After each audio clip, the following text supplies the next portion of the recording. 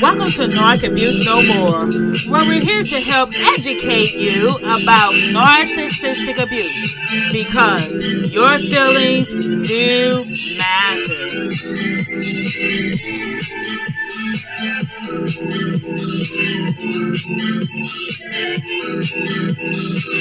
Hi, and welcome to another podcast of Narc Abuse No More with your host, Dr. and Evangelist K.O. Rich. Thanks for tuning in today. Today is Friday, October the 21st of 2022. I pray that you've had a blessed, stress-free, narcissistic-free, abuse-free week so far, and that the remainder of this week will continue to be so as well. But if not, we're going to be talking about a few things today. Again, my name is Dr. K.O. Rich with Narc Abuse No More, where we're here to help you admit what you feel in order to heal from the effects of narcissistic abuse, because your feelings do matter. Yes, they do. But before we go on with today's podcast, I would like to invite you to visit us on our website at www.narcabusenomore.org.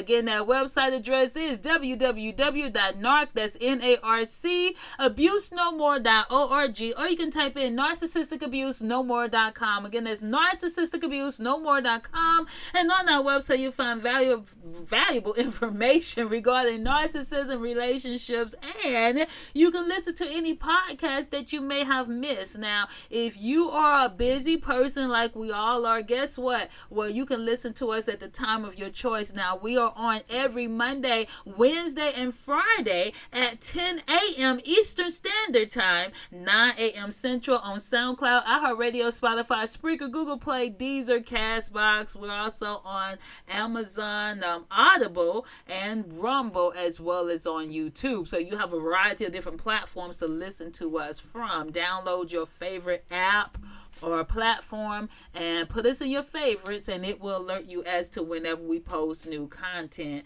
and therefore you can listen to us at the time of your choice, or just go directly to our website. All right, what are we talking about today? We are talking about hidden behaviors of an abuser. Hidden behaviors of an abuser. Now, we know that narcissists normally don't just come out and just announce, "Oh, I'm a narcissist. Hello." If you're expecting that, that's not going to happen.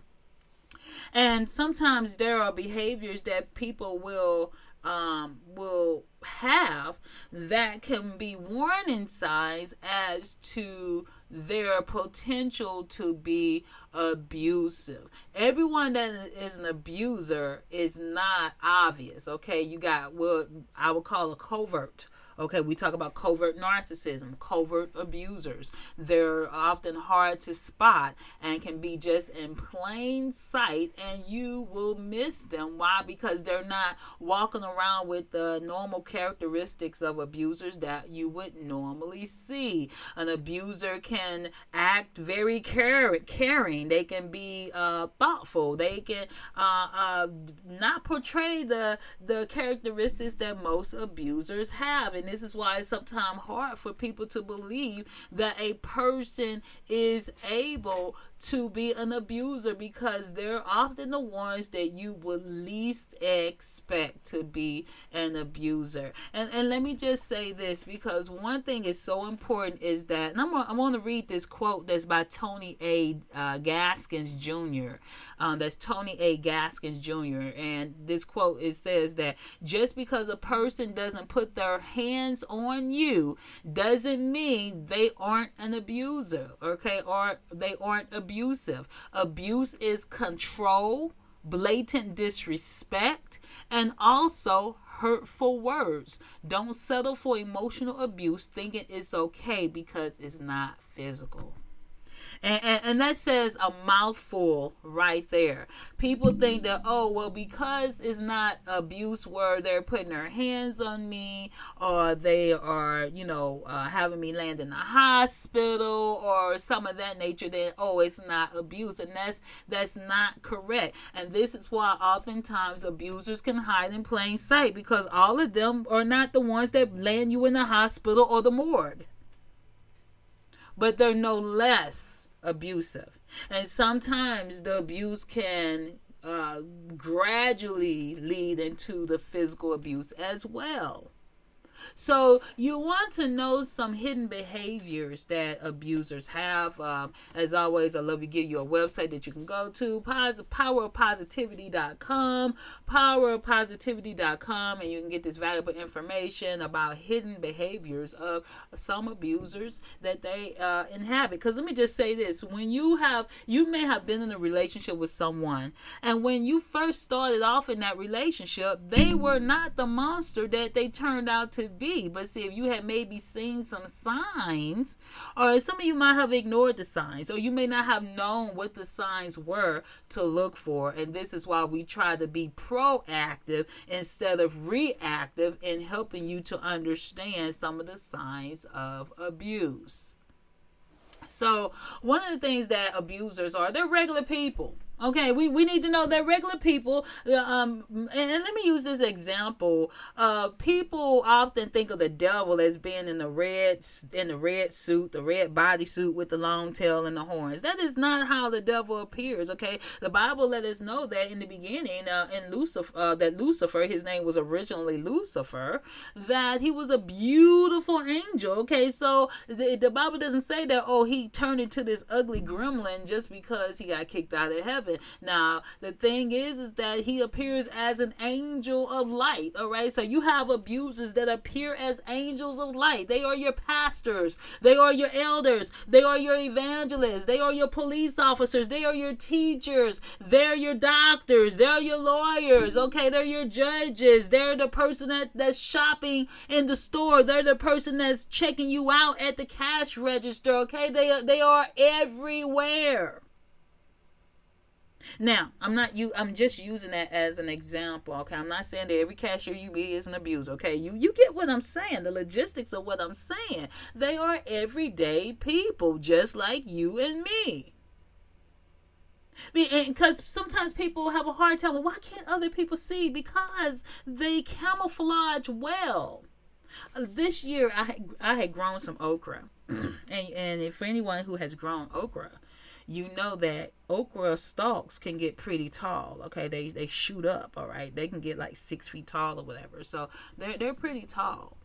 And sometimes you have to, I'm 5'6", okay, 5'6", and so sometimes I have to bend the stalk back in order to get the okra that's at the top. All right, but you have to be careful though, because this year I had seen these like grasshoppers that looked exactly like the plant.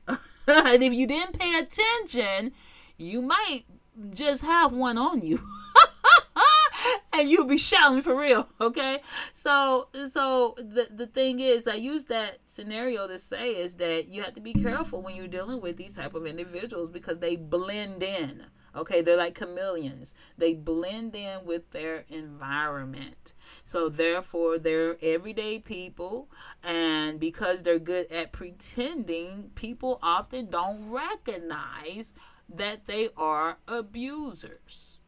But even so, you can sometimes pick up on subtle things when it comes to their abuse, okay? They might have trouble with money issues. You notice them gambling a lot, because gambling and different addictions can lead to abuse.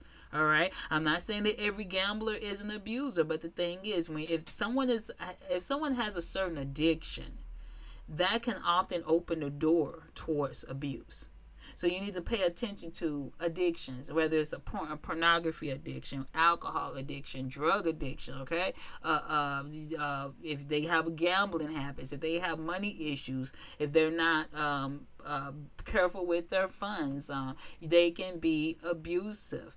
These may be traits that you might say, oh, well, it's just an addiction, but nothing is just an addiction. There's something underneath the surface, and it could get into something larger that you may need to make sure that you are fully aware of.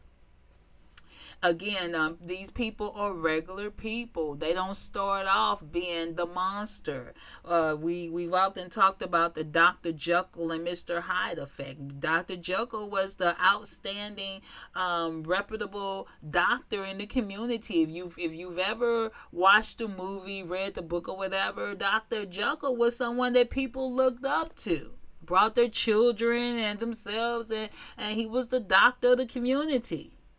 But then later on, he decided to do these experiments on himself, and he wound up turning into Mr. Hyde, turning into this monster. So in the daytime, he would be Dr. Jekyll, but then at night, he was this evil, wicked man killing people and turned into Mr. Hyde.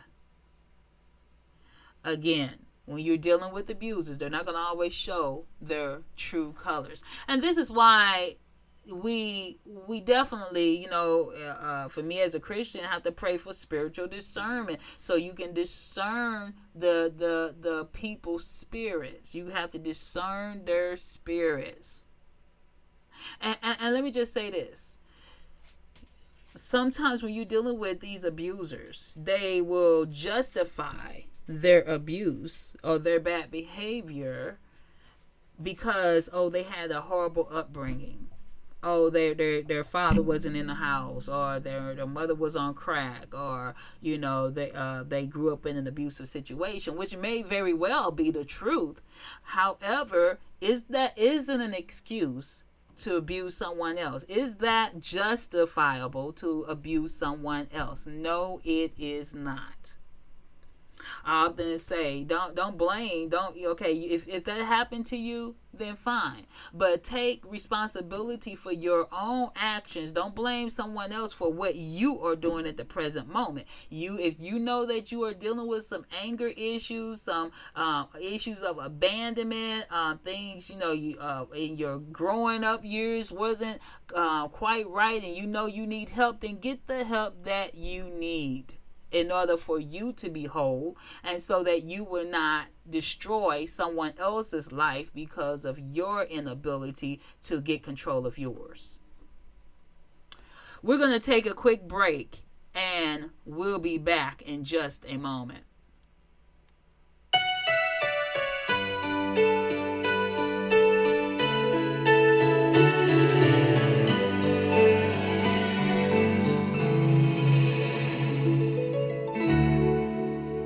Face is beaming. You say it's 'cause you're dreaming of how good it's going to be. You say you've been around, and now you finally found everything you wanted and needed in me. I don't have the heart to hurt you. It's the last thing I wanna do, but I don't have the heart to love you, not the way you want me to.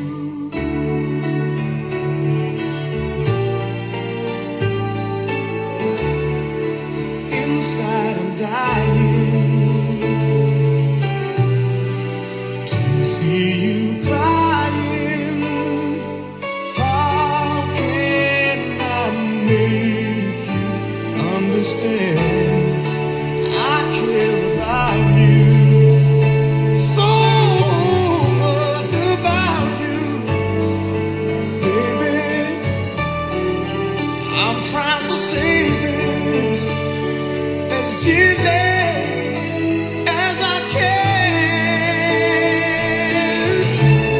'cause I don't have the heart to hurt you. It's the last thing I wanna do,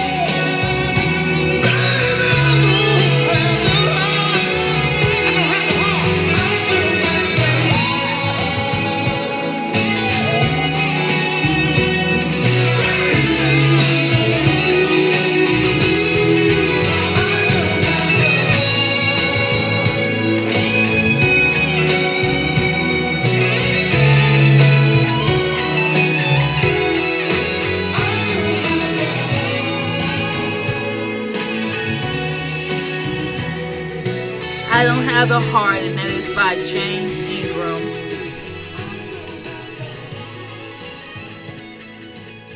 All right, so we're still talking about the hidden behaviors of an abuser, recognizing those behaviors that they try to hide from their potential victims. Number 2, abusers do not abuse everyone.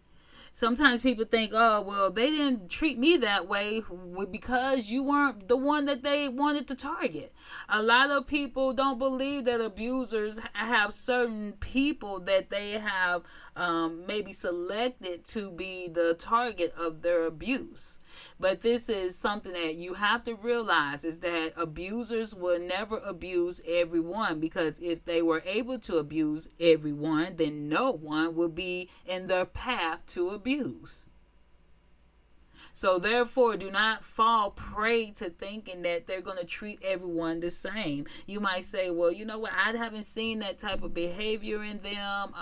They were, nice to me. And again, abusers have people that they are nice to. They're not hateful and mean and injury and despicable and demeaning and all that to everyone. And so it's you have to be very careful that you don't fall into that trap of thinking that abusers, because they were nice to you, that they won't abuse you. Or that, because they are appearing nice to everyone, that they are not going to abuse you. The victims of their abuse are normally the people that they are closest to. So while they're nice to everyone on the job, they're horrible to their spouse, or they're horrible to their children, or whoever is the closest to them. That's the person that they will abuse. Again, they put on the mask in front of everyone else. But so that's why other people will say, oh, well, I can't imagine them doing that because that's not who the person I've seen. But more than likely, you will not see it, because the abuser always try to make sure that most people don't see the abuse. They do it behind the scenes. They're not going to show you the real them. So when someone comes out and say, oh, well, this person abused me, but this person is a reputable person in the public, they have a good background, they're showing a different side for the world to see, but behind closed doors, then that's where the people who are the closest will see the actual monster that comes out. And this is one reason why some people are afraid to even talk about abuse, because they're feeling as if people won't believe them anyway. The person might have this reputation that they're outgoing, they're giving, they're self-sacrificing. They have this reputation, this resume of all the good things that they've done. But you have to read the fine print. Okay, as with any contract, read the fine print. What is being said underneath? What is being done underneath? What are they like on the home life? Let me just say this, for those who are in the church, if you are so-called being a blessing to everyone, but you're a devil at home, then you're still a devil. Because your first ministry should be to those who are your family. So think about that. Number 3.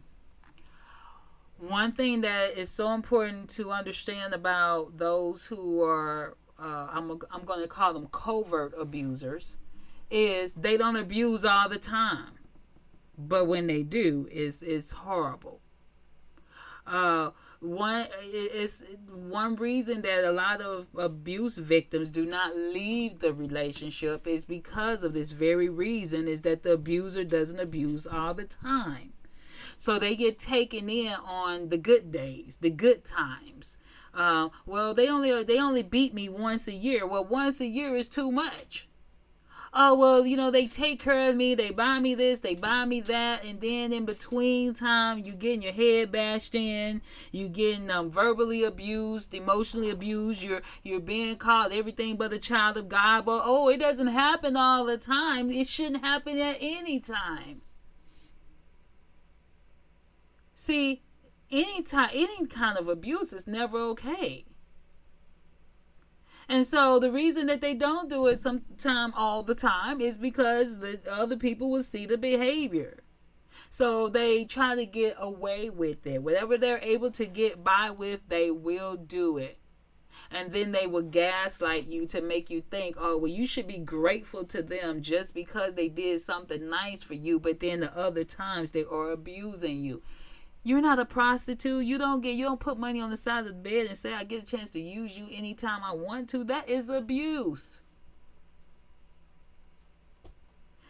The thing is, it doesn't matter if they're buying you clothes, if they're, you say, well, they're providing a roof over my head, they're buying groceries, or you for sale. Is it okay to say, well, they can abuse me just because they leave a little money on the side of the bed, or they pay the house note, or at least I'm not outside, or whatever the case may be? Is that okay? No, it is not. It is not. You have to know your worth. You have to understand your value.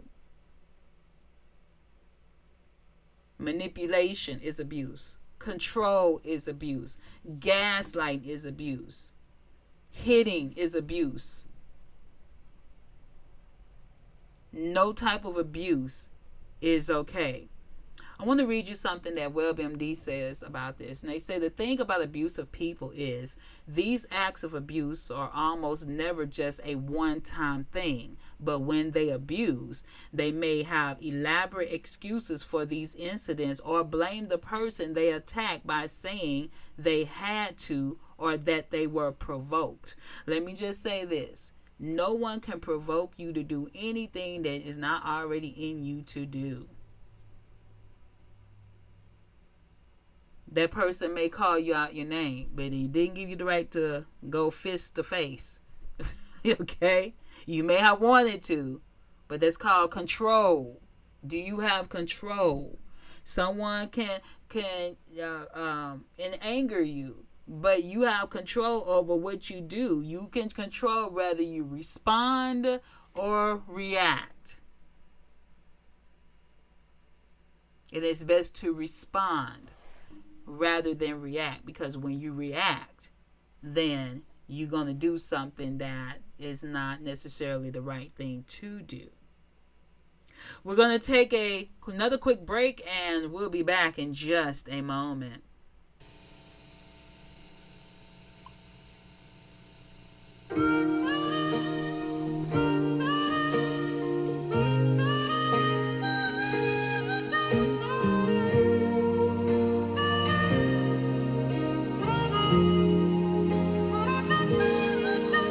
And I never thought I'd feel this way. And as far as I'm concerned, I'm glad I got the chance to say that I do believe I love you. And if I should ever go away, well then close your eyes and try to feel the way we do today. And then if you can remember, keep smiling, keep shining, knowing you can always count on me. For sure, that's what friends are for good times and bad times. I'll be on your side forevermore.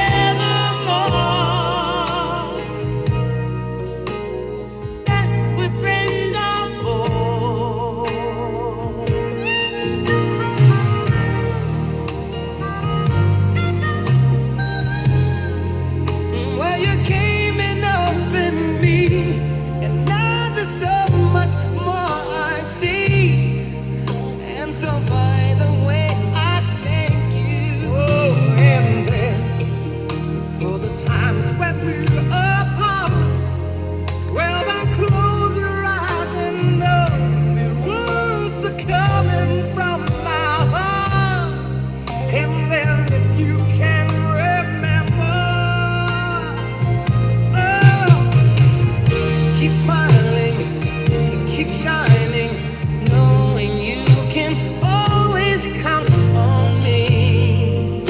for sure. That's what friends are for.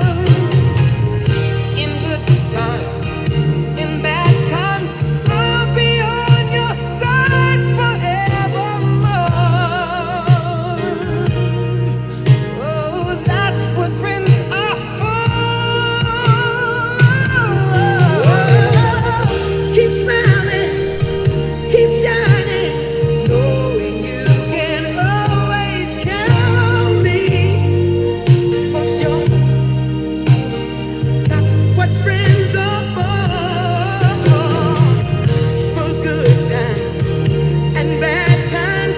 I'll be on your side forevermore.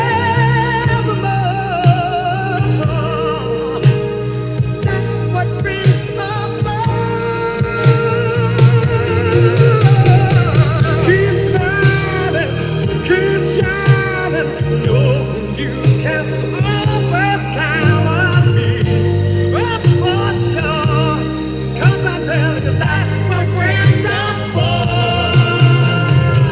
Oh, good times and for bad times, I'll be on your side forevermore.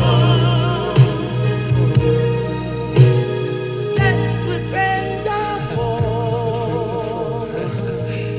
Yeah.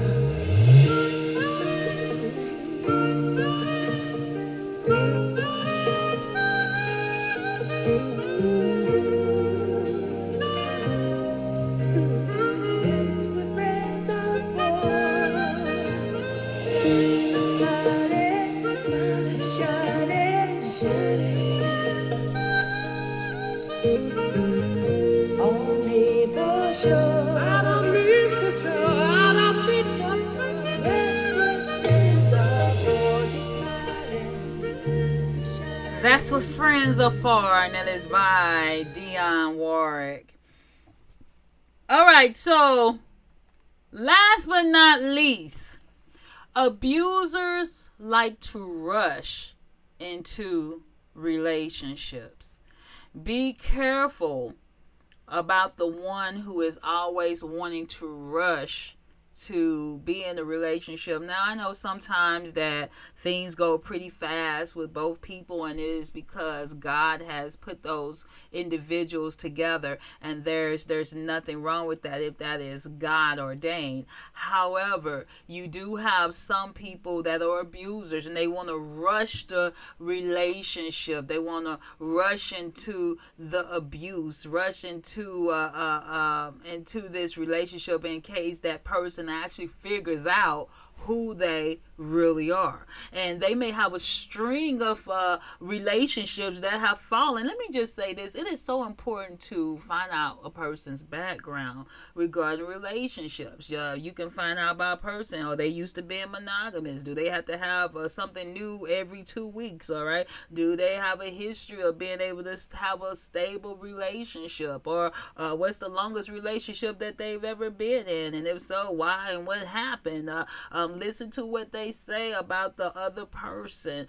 Is that person still in their eyes? Are they still bitter towards the relationship ending? You can find out a lot through how they describe the other person. Are they bitter towards the other person? Have they healed from what took place in the relationship? Because sometimes people are not even healed, and then they're going on to the next relationship and gonna mess that up as well. So you want to find out some information about this individual. Don't rush into it. Now, for those who are in Christ, God will put you together and that person. I know people that met and married within 6 months. Okay, so I'm not saying that you have to date someone for years or less, or whatever the case may be, but have that discernment. This is why it's so important to pray for spiritual discernment. Have that discernment to know if this is the individual that God has for you. Because just because that person look good doesn't mean they're for you. Just because that person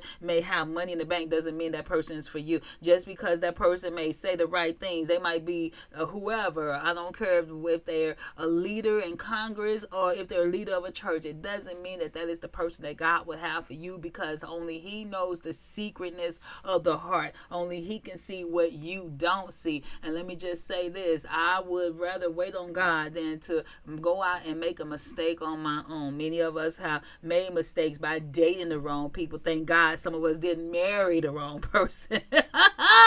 All right. So you want to be careful about rushing into relationships and have that spiritual discernment, use wisdom, and know who the person that you are with, because just because they act kind and sweet doesn't mean that they are not an abuser. They can be luring you like a spider into a web that you're going to be trying to fight out of, literally and figuratively. So be careful about rushing into a relationship. Let me just say this, because one thing that is important to understand is we live in a society where it's, oh, you have to be coupled, oh, you have to be married. Or I heard someone the other day say something that was nonsense. They said, oh, well, in order to be a pastor you have to be married. That is not true. That's not what what Paul was saying, that you had to be married. But if you are married, you need to be married to one spouse, not having a polygamy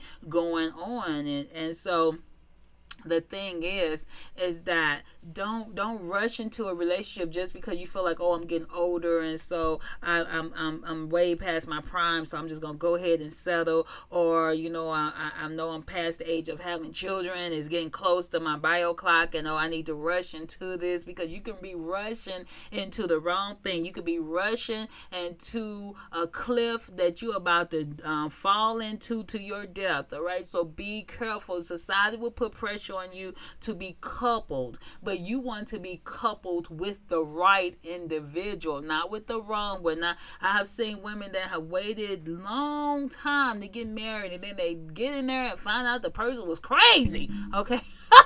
You really need to do your background check on these individuals. Some of these folks are crazy. Okay, so and definitely you need to pray about it. That's the main thing. I can't say enough. Pray about the relationships that you get in, because when you get into the wrong one, you'll be sorry about getting into the wrong relationship. So you need to definitely be on your knees and pray about the right relationship. Take your time. I don't care if you even at the altar and you get that spirit, the Holy Spirit for us, the inkling saying, you know what, you need to cut this ceremony right now.